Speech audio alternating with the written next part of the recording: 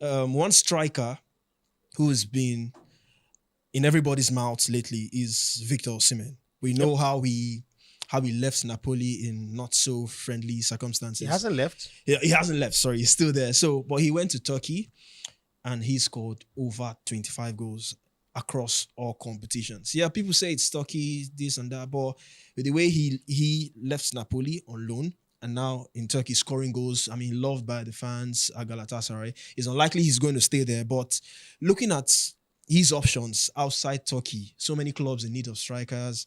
We talk about Arsenal, Chelsea, Man U, even Real Madrid in the picture as well. Needs a number 9. So I want you to tell me which of this club best suits Victor Osimhen, why he suits this club and why he doesn't. So if it's Arsenal, why does he fit or why doesn't he fit? If it's Chelsea, why doesn't? Man U, why doesn't? Real Madrid, why doesn't? I think first and foremost, I like to say this, that Victor Osimhen currently is the best striker currently in the world. He's the only one that has shown that consistency in the last 3 seasons, that what he knows how to do is score goals. And then he's also, like Erling Haaland, is evolved.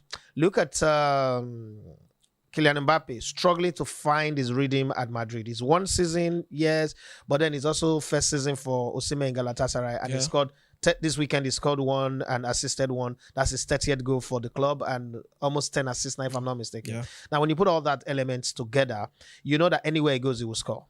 The way they used to say it, feed the yak and it will score in the days of Yakuba Igbeni. I think it's the same thing with Victor Osimhen. But let's look at the options that are available. There is Juventus that needs a striker. True. There is a possibility that Lautaro Martinez might move, because once the transfer window opens, what happens is that some clubs are saying, no, we don't want Osimhen, we don't need him, we have our players complete, and then one big money move comes. Let's look at Inter Milan as a case study. I say hypothetically they go on to win the Italian Serie A. They don't win the league. I want my Arsenal to win the Champions League, so I'm not gonna go with them winning the Champions League. I don't think many people have considered the Serie A as a return road for Osimhen. No, but that's a possibility. Yeah. So they would need a striker to replace Lautaro Martinez. Right now, it's not an option.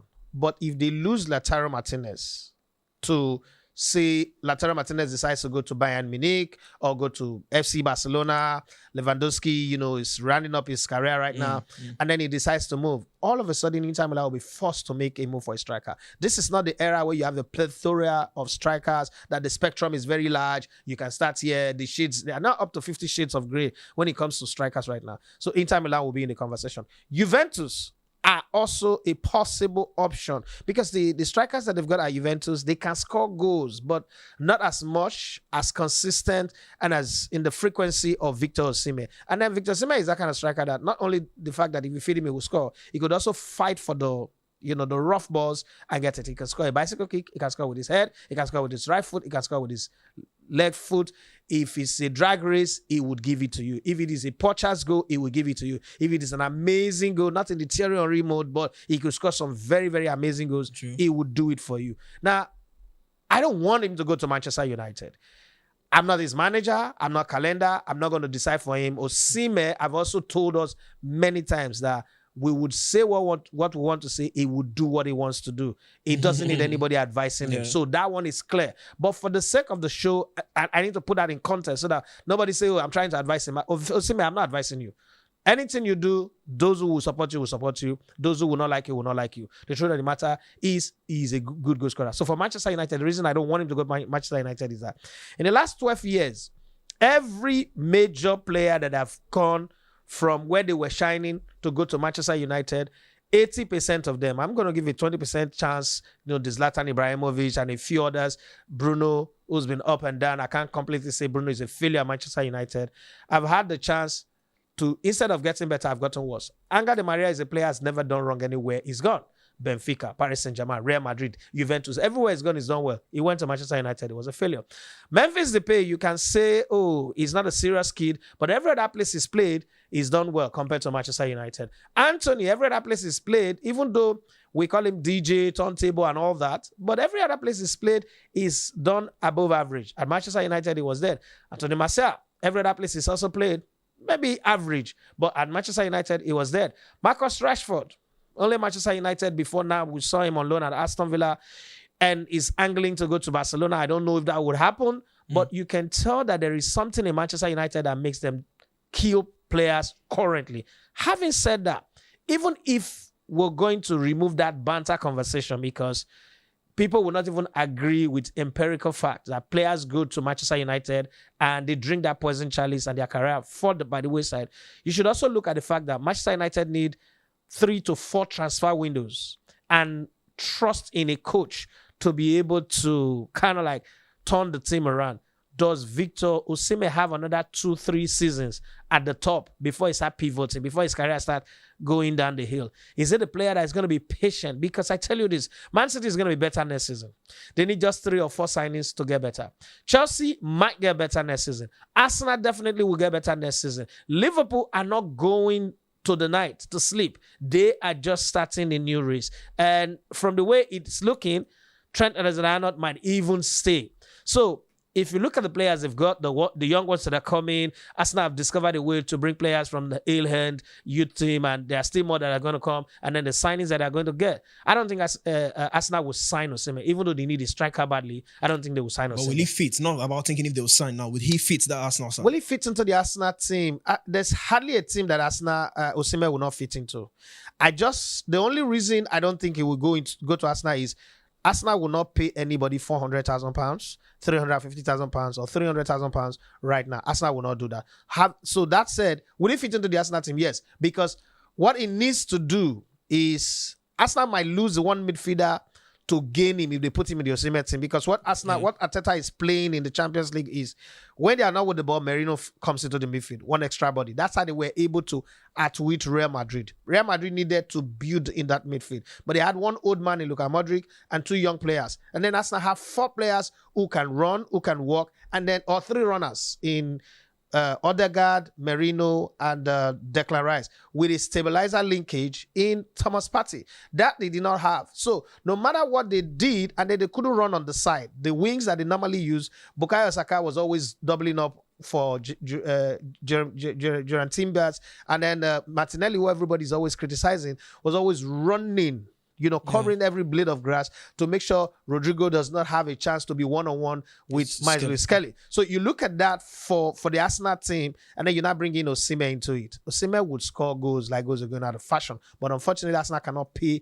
what he's asking, unless Osimhen says, you know what, I want to take a pay cut. I want to go to the £200,000 range. But then you have to understand that the tax in England is very big. If he takes a £200,000 pay, you have to deduct 45% tax that Charlie will collect. So all of those also plays in his mind, and when he's doing his calculation, he has to look for the people that would pay him that. That's why I say he can't go to Arsenal. For Chelsea, they need one more good season. One more good season to fall into the competition of title contenders. They look like the team that can pay that money.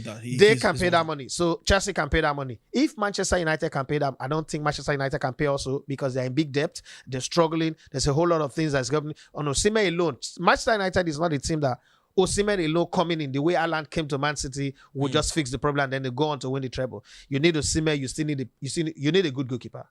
I don't want to use the word Onana is a bad goalkeeper. People come at me like they did when I spoke about Alex Iwobi. But the truth is, historically, in the history of Manchester United, Onana is the worst goalkeeper they've ever had. That's fact. That's not me hating on him or saying anything. People say, oh, he doesn't like our African brother. But that's the fact. So when you look at all of these figures, you say to yourself, go to Manchester United, you have 3 to 4 years to play before they come back into being title contenders.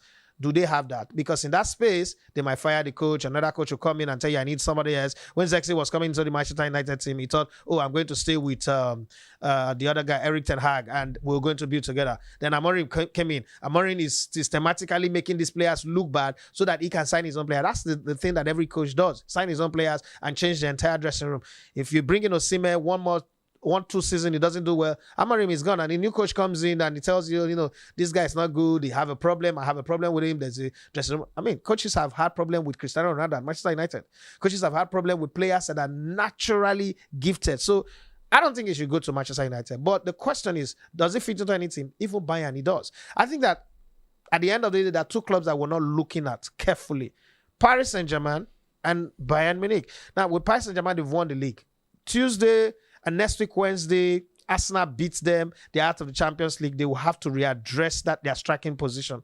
And they start thinking, should we let maybe Woods get Kolomani go, or one of the strikers go, because there's already Still got Ramos as well. there is Goncalo Ramos. There's Koulibaly as well. Farastella on the right who's played with Osimhen. There is Dembele who's a good crosser who's found healing. What God cannot do. Kvaratskhelia might just be that So, pull they need. so they say, okay, let's get in Osimhen. If you bring in Osimhen, that team is going to win the Champions League. It definitely will win the French league. So Osimhen would have gone into record as a player who's won the Italian Serie A. It's going to win the Turkish league. Whether the Turkish league is worse than the Farmers League is a poetry, I don't care. But it would have won the league in Italy, won the league in Turkey, and come to France to win it. And then probably after 2 or 3 seasons, he go to Germany or come to the Premier League when Manchester United is not ready or Chelsea is not ready and crown it up with another title. Nobody can tell. But right now, I don't think that there are clubs in England. The only club that is good that he can play for, or 2 clubs that he can play for, are not looking to pay that kind of money. Liverpool, he goes to Liverpool, he's a center focal point.